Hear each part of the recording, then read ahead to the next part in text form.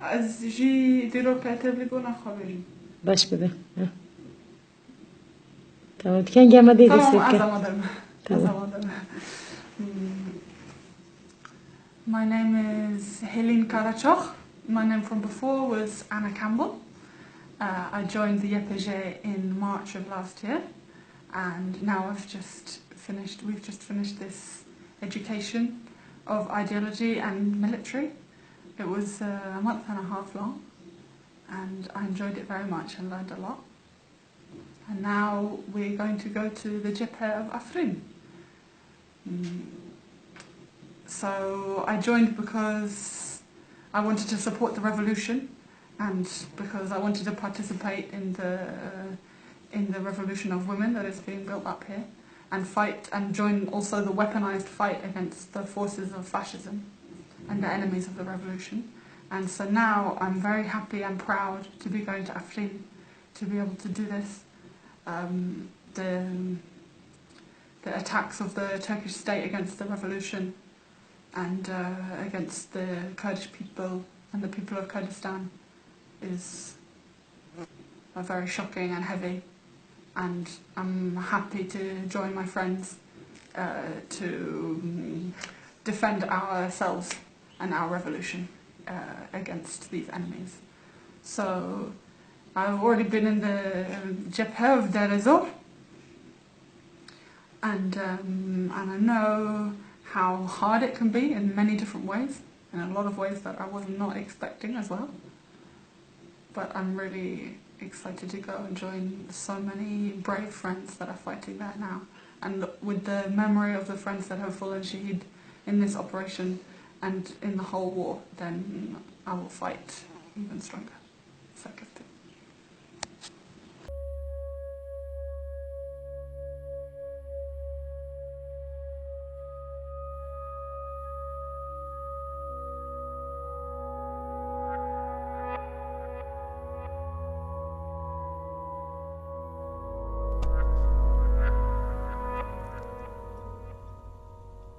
Anna Cambpell ku li seranserî Rojava wekî Hêlîn Qereçox tê nasîn, di sala 1991 de li başûrê Brîtanyayê li bajarê Lewis rojhilatê Sussex ji dayîk bû.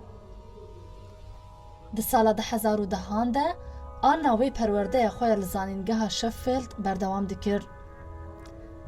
Dema protesteyên xwendekaran hatin avakirin, keseyeta Anna dwarê siyasî de bêhtir balkêş bû. So I first met Anna nearly 9 years ago now. We're both from the UK.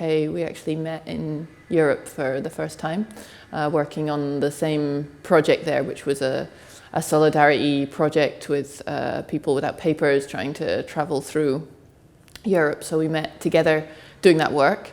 Anna at the time was in university. It was summer. And she was technically in university at the time, but by the end of the summer she'd quit university and decided she wasn't going back. So I never really knew her in university. And we then stayed in touch ever since. We worked on a lot of other projects together, made a lot of actions together. We were both part of a resistance against the quite a large eviction that took place against a community of Irish travellers in the UK. We spent a lot of time together there because there was a permanent presence to resist the eviction. So we worked together on that. After that, Anna was living in the south of England. She was squatting a lot and moving around, doing different actions and different kinds of organising. A lot of that organising I was also part of, and we shared. We didn't live in the same city, but we stayed in touch. We saw each other on actions and things like that, and we also stayed in touch as friends and had a close relationship and a lot of mutual friends. When I think about Anna, I don't just think about one person or a one-on-one relationship. Our relationship was very much part of a group. I think about a whole crew of people when I think about Anna, and that time, you know, she will always be a connection to that time and those other people for me as well. Yeah, so like it may be like 2009, 2010, as I was getting ready for university, we had like the student protest. So that's probably when I started like getting more and more active into politics. So A lot of my friends are like hunt saboteurs, of course. A lot of my friends are involved in like the anarchist Black Cross, things like that, and like other structures that I probably shouldn't mention at the moment. I won't mention people's names. I knew Hêlîn from in the UK when we had organised together, mostly around anti-fascist work and also around anti-hunting work. We were both members of a group that went out to prevent fox hunts from happening. And so through that we'd spent a lot of time running around the countryside physically opposing those fox hunts. And we'd also, to a lesser extent, worked together physically opposing fascist organising in the UK. Primarily, my involvement to that was going along to fascist events and marches to try and stop them from taking place, or at least to stop them from harming the communities they were happening in. And so I'd known Anna through that as well. Probably like the student protest is like, for me it was the gateway into like into sort of speaking to anarchists and like anti-fascists and then getting involved in that. And I know for her for sure it was the same. I know that through the 2010 student protests, like she was involved in it before, but she wasn't as heavily involved in it. And I think she made a lot of contact, shall we say, like through the protests. I think this is where we this is one thing that she said to me was like in the protests you had all these like mass groups, like these WhatsApp groups where people were able to like self-organise like straight away, similar to the way that during the Arab Spring like Egyptian people or whatever were able to organise mass demonstrations like straight away. So she was like, this is the way that people were able to mobilise. So you had all these different like groups in touch with each other. Obviously you had a lot of different anarchist groups, a lot of communist groups, even like centrist and like liberal students. And I suppose in a way they're probably like spurred on by the anti-fascists. I think the anti-fascists and the anarchists are probably at the forefront of like that sort of demonstration. It's not like I wouldn't say it's like unpeaceful demonstration, but it's not like civilized demonstration, if that makes sense, in the respect that like the Stop the War coalition is or whatever. So I think for her that's probably what like radicalised her a lot more into politics. And I know from that point on that's probably like what gave her the self-confidence to be able to take part in some of these other demonstrations. I think that was a lot of people's wake-up calls. Without her doing that, she wouldn't have had the bottle to do things like Dale Farm, which I didn't even know until she told me that she was involved with, and I was like, whoa. And some of the other friends that were here that were at Dale Farm, like Şehîdên Qereçox, he was at Dale Farm. He was at like the anti-fracking protests. He was like squatting at the camps. Like without like the 2010 student protest, you wouldn't have any of these other movements. I don't think people would have realised that the power is within their hands. Like, obviously voting does absolutely nothing, but like mass demonstration and mass protest, that's crucial. And then the next step up from that is direct action, which we're all doing here now. So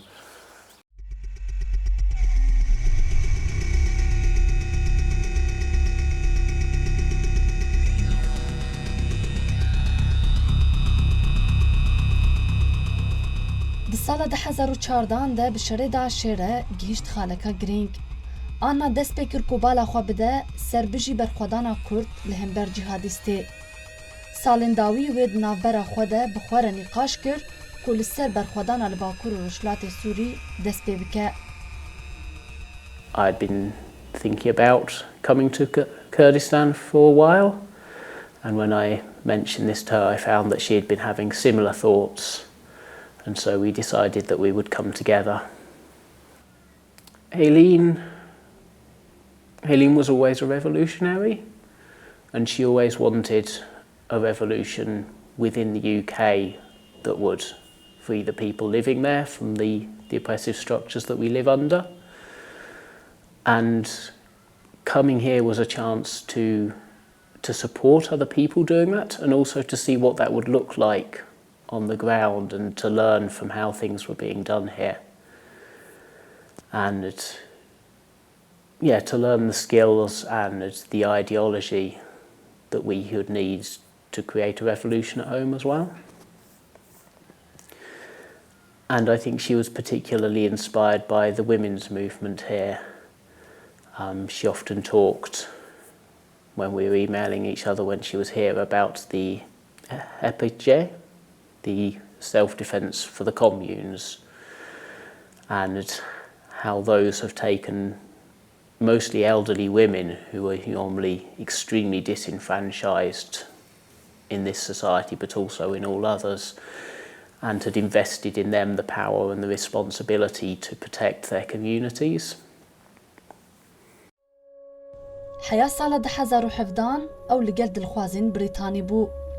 دداویه ده بریار دا دفج انگلاند برده و بچه سوریای دا کو بشتاری شورشه ببه.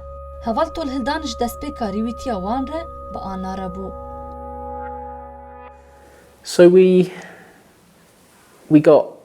travelled together from Bristol by train and then by plane to a third country, and then was smuggled across the border. And we were both very excited for a lot of that.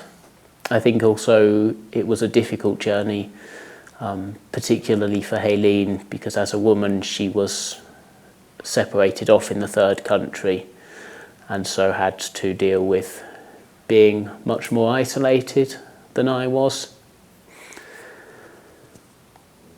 And I think also we were both a little nervous. It was a big step that we were taking,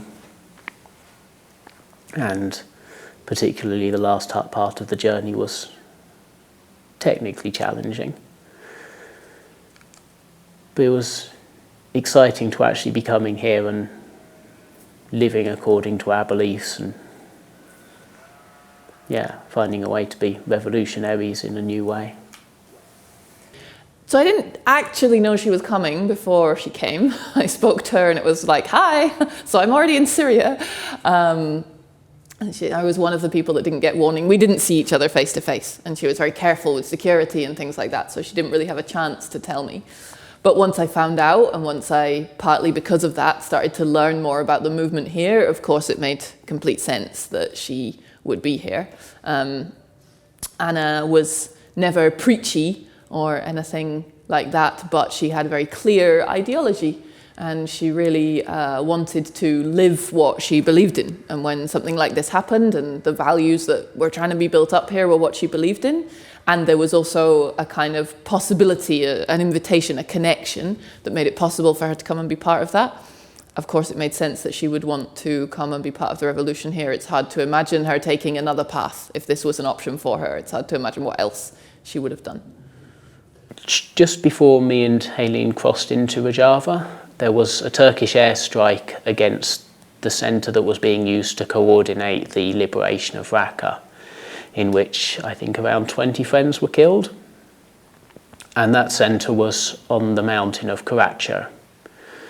And so a number of us, including me and her, took the surname Qereçox to commemorate those martyrs and to show defiance to the Turkish state that we would take forwards the struggle of those friends, and that airstrike wasn't going to stop us liberating Raqqa and wasn't going to stop us from liberating Kurdistan.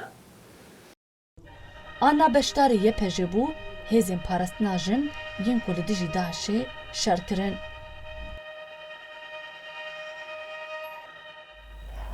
I remember really well when the first time that I met Şehîd Hêlîn.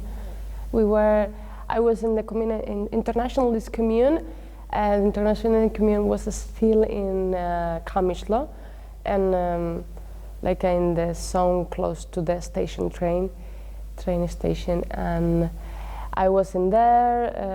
Was beginning of summer, and we were sitting down in the terrace that was in our place, and she came already dressed up with the uniform of JPG, really friendly, really open, like trying to meet the friends and asking and presenting herself. She was really excited. And I wasn't actually aware that it was her, like at the time when I first met her in Rojava. And she's like, don't you remember me? And I was like, not really. And she was like, oh, you know so-and-so? You were like here? And I was like, okay. And then I remembered her then. But it's like only in passing. So yeah, I remembered her from like a few different protests that we've been to back in the UK. And then obviously when I saw her here, we started talking more and more, because in my sort of circle of friends, I was probably the most political at the time, and like my sort of comrades that I was with, the Western friends, they weren't really political as such. So I don't know, I had she was sort of like my outlet to be able to like talk to her about like politics and about the revolution, and to help develop my ideology more. Because even though I had my ideology when I came here, like obviously my ideology was like growing. I was learning like new things and new perspectives on things and new paradigms. So like Shehîd Hêlîn, her like main nocta when she wasn't on the front was in Shidadi, and obviously the international tables nocta was in Shidadi. So myself and Nefel Produksiyon, we used to go around like literally every single night with Hevel Roni as well. Hevel Roni used to like come with us, and then we'd obviously go around for a chai or whatever. And then when Hevel Roni like went home, we continued to keep going around to Shehîd Hêlîn's nocta. And yeah, I mean, she just taught me lots of things about the culture. Obviously, me being like a silly Westerner, an ajnabi, as you would say. Like there's a lot of social faux pas that like I didn't even realise that I was committing, and then she'd like point them out to you, but she'd like try and point them out to you in a very discreet way. But you weren't getting the fact that she was trying to point something out to you like very discreetly. So in the end, she'd have to be absolutely blatant, and I think I embarrassed her quite a lot, to be honest with you. But yeah, as I say, I mean, she's another person that like absolutely helped me develop my understanding of what feminism is. I think I had a very warped perception of what feminism is as a whole, even like amongst leftists in my country especially. It's still like quite patriarchal, even though they think that they're more equal towards women than anything. So a lot of the leftist views that I sort of had, she like helped me correct those. She helped me see things from a completely different perspective. So when Hêlîn first got here, there wasn't a proper structure in place for international women in the épigé. And so at first there was a wait before she found training, and then she went on a course where she learnt Kurdish. And then after that she went on a military training which was in Kurdish, which I imagine was quite challenging. But I think she was very glad to be finally doing the military training at that point. And the épigé are very into training. They put a really heavy emphasis on education and preparation. And she said she asked her commander once why this was, when, for example, my unit did our 28 days and went straight to the front. And the commanders were explaining that when they're training the women generally, they come to them not believing in themselves and not believing that they can do things. And so they find it very important to train them a lot, so to teach them that they have these abilities and that they can do the things, and to build that confidence in themselves as revolutionaries. Which I think in Anna's case, she already had a lot of confidence in herself as a revolutionary. She was always very aware of her potential and her abilities. And I don't know, she struggled a lot with self-doubts afterwards, but I think she always knew that she could be a full revolutionary. And so I think for her that was a slightly frustrating process, because she always wanted to be going and doing the work. She didn't want to just come here and learn things and take things from the friends. She wanted to be giving back and contributing to the revolution. So Shehîd Hêlîn was really, she had an aim and was be part about the institution of the épigé. She was really, really wanted to struggle for the freedoms of the woman, not only in Rojava but also as a global concept. So the time that she spent here was always with the objective, with a clear aim, and she passed through different phases. In the first time she went to learn Kurdish in an academy in Dîrokî, and she spent a lot of time with the friends that they were in there. They were mostly teachers that they were seeing ideological education in this academy. So while she was studying Kurdish and putting a lot of effort to learn Kurdish as quickly as possible. She was also learning from society, learning with the society of Rojava, what are the expectations of the youth of Rojava, how people's dreams in Rojava. So it was in some way a really important phase also to her, for her to be in this Kurdish academy, even if sometimes was a little bit stuck, because you have to pass a lot of time inside the academy and maybe you cannot go out as much as you want. But she always had a really good face.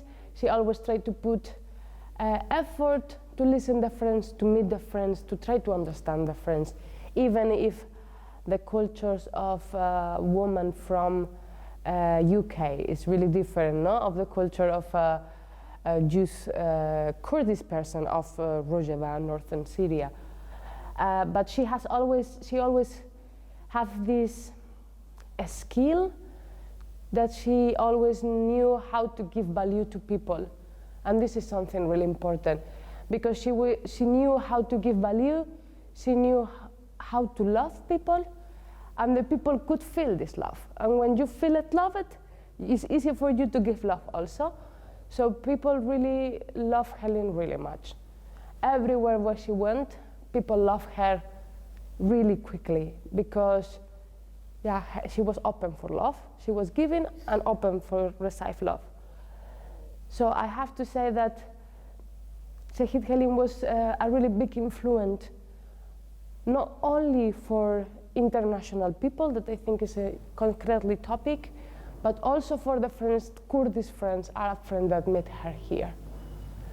In the Academy of Kurdish, in the Academy of JPJ, in the frontline when she was in frontline, all people that met her have intense memories. And I think this is one of the proof that Hêlîn was always a pesheng, what we call pesheng. She was a vanguard. Initially, both of us planned to come here for 6 months and then to return home to England and carry on the work there. There was a reading group that we were planning to set up, and we decided that we would do a tour of the country, speaking about the revolution here and trying to raise support and awareness. But very early on, Hêlîn started to want to stay longer. I think there were a number of things she was very excited about and really wanted to go and see, particularly the Hêpajé. She wanted to go and stay with them and live with them and be part of that. And I think she very much liked the revolutionary life. Even when it was being difficult, I think she wanted to keep doing something here and living as part of the revolution, rather than going home and living under capitalism again. I think she would have come home eventually. There were times I worried that she would just choose to stay and retire here forever. But I think she wanted to see what's being built here being built in England as well, and to bring that revolutionary potential home. She called the Hêpajé mums with guns. Anna was always keen to find out about people's families and to look at how those structures were here. And the Hêpajé essentially are a neighbourhood militia designed so that people aren't relying on centralised security forces like the Asaish, and so they're not relying on the centralised military forces like the Yepagay and the Yepajé to defend themselves.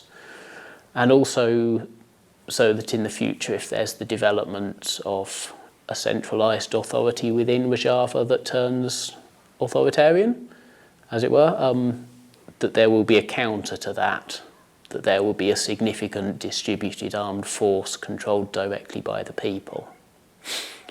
And so I think she was attracted both to the politics of that as an anarchist, and also to the revolutionary concept of us arming the elders in our community and giving them back the power to defend their community in situations where they're often powerless. Yeah, in fact, I think even if Hêlîn was really proud to be the institution as a JPG, because all the meaning that it has, because JPG is an institution for the liberation of women, but not only in a military sense, like mostly in a mental and empowering sense. Usually for internationals, it's really difficult to contribute in a military way. I mean, most of us, we are internationals are not prepared for go to fight, because it's not, if you are not being in your military at home, usually we don't have knowledge, international people don't have knowledge about this. So I think the contribution that Hêlîn made in the area of, with internationalist commune, or just giving time to the people, trying to learn Kurdî, when she went to the families, trying to pay attention to their friends, to the moms, try to understand them, try to make like a kind of bridge between the two cultures that can be UK and Rojava Kurdistan. And this was, I think, a most important, or in my opinion, just a most important contribution that what military Şehîd Hêlîn made or not. Like the fact that she built up a bridge between two peoples, even two different cultures that are Western and Middle East, Western Europe and Middle East, and that now had been connected and is given the opportunity to many people to give a step or to understand Rojava revolution in another way. Di 2018 de dewleta Tirk êrişekî bejahî hewayî bi navê Operasyona Çiqila Zeytûnê bir ser herêma Efrînê.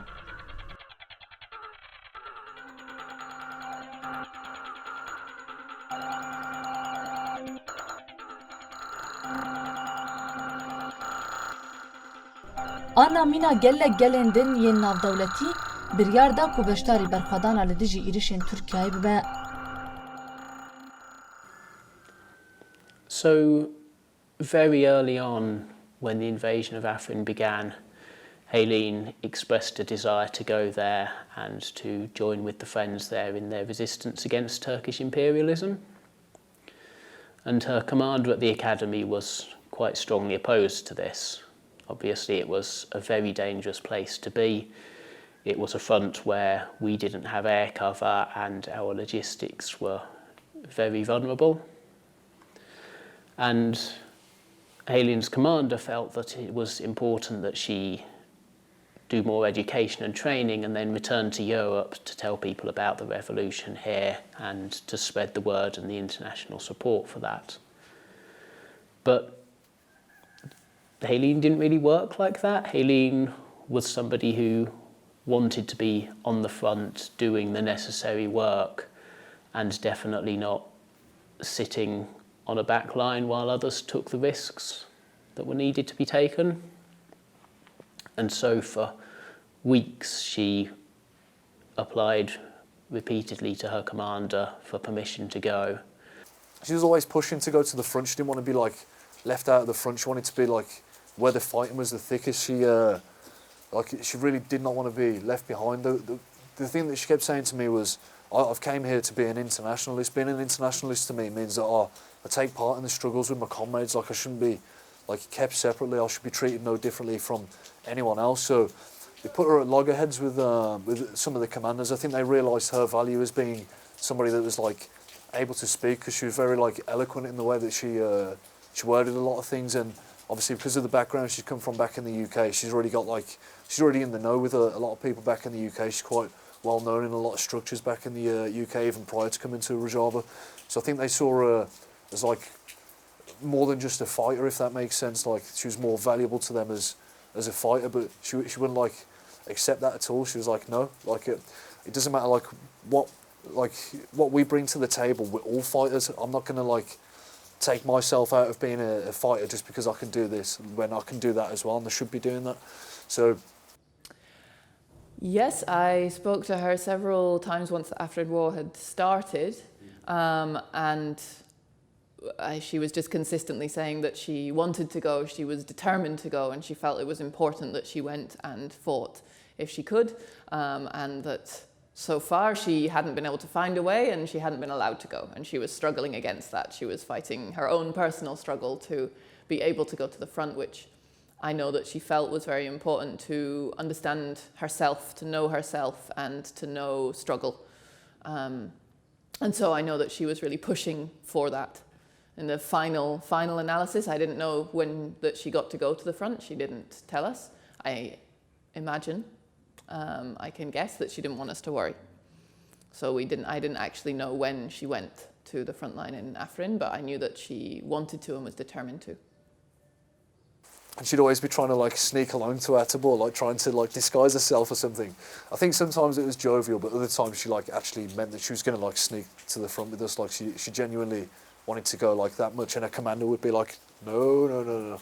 So yeah, she was one of those that like, even though revolution's not just about like fighting, like it's a struggle, and you should take part in every aspect of the struggle. You shouldn't be like kept out of a single part of the struggle just because you can do things in another part, or you deem to be more valuable than somebody else in a certain aspect of the struggle. You should share like all the hardships together. And yeah, obviously she was pushing very hard to go to Afrin.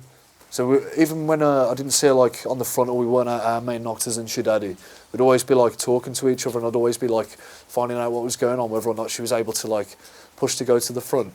And I understand she'd organised maybe like 5 or 6 meetings with like the highest commander in YPG to be able to like explain to her in Kurdish why she should be allowed to participate in like the action in Afrin especially. And then after much convincing, her commander agreed that she could go in the end. So she dyed her hair. She obviously made that video that a lot of the people around the world would have seen.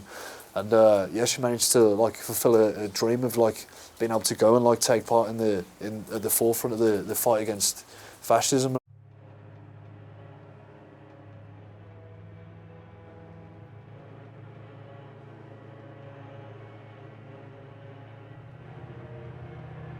لعفرین هر کو دچو برخوادان دجوارتر دبو ده هر دو هفتیان داویین برخوادانه ده پشتی آنا جهیل فرمانداری خو و اصرار کر و هات قبول کرن او بچه عفرینه. Yeah, so like she was just telling me how bad the bombardment was in Afrin. She was saying like it is really bad, but she was like in really good spirits. She like, you know, she stuck to her convictions. She wasn't scared at all, but she was like worried for her comrades. She was telling me that like her comrades are like struggling like in their morale. They're a bit worried that they're going to lose the city, this and that. They're trying to keep the tanks and everything in the mountains. Like, yeah, so she was just asking for tips like on how to like keep morale up. I think somebody like her and somebody like me, I'm not really like prim and proper, and I don't understand like what's a social faux pas sometimes. So like I'm the guy that just says the thing that nobody else like wants to say, and I'm the guy that sort of like raises spirits without even meaning to. Like I just say like absolutely obscene things sometimes in like a jovial way. So I think she's just after tips on how I could like how she could make them laugh, how she could like cheer them up. And she was also asking me things about like she was in a cave at the time, and she was asking me things about how they could fortify the cave. Like, is there anything that they could do to numb the effects of artillery or airstrikes? And obviously I told her about like what you could do to sort of reinforce the cave, the things that you can do in a cave, and what she should be doing outside of the cave. Obviously just going over the stuff that she already knew for sure, because like she taught me a lot of this stuff. Just like trying to talk to her about like normal things rather than making her think about like some of the stuff. So Hêlîn was a little over a week in Afrin. At first she went to the city of Afrin itself and was able to visit the grave of Şehîd Campbell, who she knew. And then she was placed in a position overlooking one of the routes out of the city in order to cover the retreat of civilians from the city as Turkish forces closed in. And this was very late in the campaign, where the city was being evacuated. The YPG were withdrawing from the urban areas to minimise civilian casualties. Yeah, I didn't get a response from her, and then it's not uncommon to go like days or like a couple of weeks without speaking to one of your friends that's like a while away. And then obviously I got the news that the reason why she hadn't messaged me back was because her convoy had been hit with an airstrike.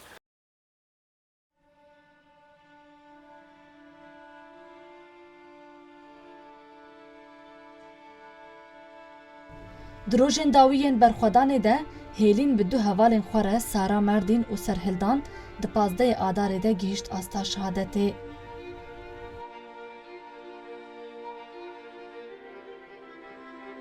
Devera ku Anna lê şehîd ketiye, heta dema niha jî ji hêla dewleta Tirk ve dagir kiriye. The comrades who fell with her were Haval Sara Merdin and Haval Şehîdan. I don't think their photos have been released, which is common in situations where releasing the photo of a martyr would lead to relatives of that martyr being targeted by the Turkish state. Yeah, I mean, it was really huge, and it really changed things. It changed a lot of people's lives. It's a very significant turning point, I think, that things will literally, it's a cliche, but they will literally never be the same again. And it made us realise, I spoke before about this kind of group of people, this community, this connection. It made us like revisit that connection, I think, and come back to it, because we realised how many people were connected by this loss and also by this understanding and respect for what she did and why she was here and the politics of it, and that these things together brought a lot of people together again who had maybe drifted slightly. And also now I've realised, especially since coming to Rojava, just how many people Anna's death impacted upon. It was quite big in the media, and at times that was quite frustrating, like media outlets that have really unsympathetic or dodgy political views kind of capitalising on this white Western woman's death and making this big media drama out of it. It was very frustrating. But I understand a little bit better now that not so much through the mainstream media, but through other connections, people who had never met Anna still really were affected by her story, by who she was. And I've actually met dozens of people now here in Rojava, or working in solidarity with North and East Syria and the freedom movement here, who said, I didn't know I could do it. For example, I thought it was only men who used to be in the army. And then I saw this young woman with no previous military experience and who shared my politics, who'd come here and given everything for this revolution, and then I knew that I could do it too. I don't think like a lot of people would have like felt so personally about the struggle. She had a very good way of like, you know, making normal people understand that this is everybody's struggle. It isn't just like one group of people's struggle. Like all these struggles are like interconnected, whether it be like the struggle against, you know, just like the capitalist like economical social system, whether it be against fascism, whether it be against nationalism, whether it be for like for women's rights. All these struggles are one struggle. They're not different struggles just because they have like different aspects. They're all fundamentally like trying to fight against the same thing. And yeah, like I say, I know for a fact some of the friends that are here now with me that have, you know, come here in like the last year, like they wouldn't even be here without Şehîd Hêlîn. So she's had such a massive mega impact on leftism as a whole and on organisation. I understand like even friends in my country, like people from a city, they actually started blocking like weapons manufacturing like factories and stuff, and like that's unheard of really in the UK. People aren't normally willing to take that risk. So for her to have had that much of an impact that people are willing to like go to arms factories and block arms factories off, like in solidarity, that like speaks volumes and says a lot about the effect that she's had on leftism, not just in like Britain, but across the whole of the Western world.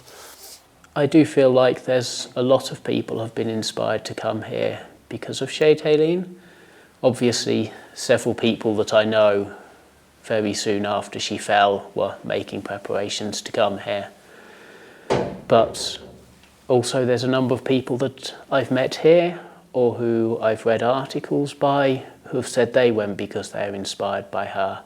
What I can see is Şehîd Hêlîn, many people that come after Şehîd Hêlîn fell, they come because of her influence, because they knew it about her in the media, or they knew it about her through friends of friends, and they came because of this. I don't know how to explain why she has such a huge impact just because she was a vanguard. It's just, I cannot explain it in a rational way. I think she had also a kind of energy and a kind of personality that make her to have a really big impact.